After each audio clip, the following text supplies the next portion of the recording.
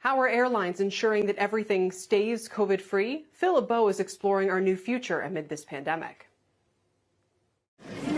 9 months ago, when passengers were boarding planes, the main concern was getting on board quickly. Welcome aboard. Today, it's not speed, but cleanliness on the minds of travelers. That includes face masks and spreading out once on board. Passengers are trying to make sure they are safe, or at least feel safe.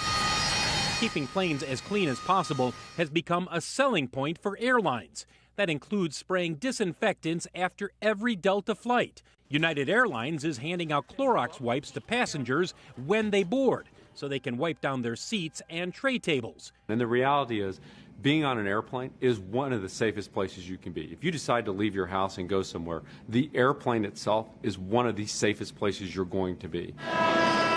For the aircraft manufacturers, there's been a concerted push to show their planes are safe, from Airbus emphasizing how often the air is filtered on board, to Boeing developing a handheld UV wand that kills germs, giving airlines another option to sanitize airplane cabins and cockpits.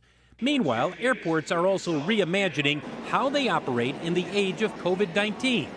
For example, the TSA is transitioning to ID scanners so passengers can move through security quicker with fewer touch points.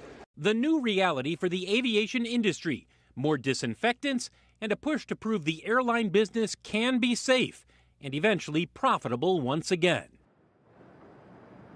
While there are still many people who are not comfortable flying during this pandemic, there are more people flying. In fact, this will be the busiest week since the pandemic began. The big challenge, Wednesday, and then next Sunday after Thanksgiving, that's when you will see more than 1 million people flying both of those days. Guys, back to you.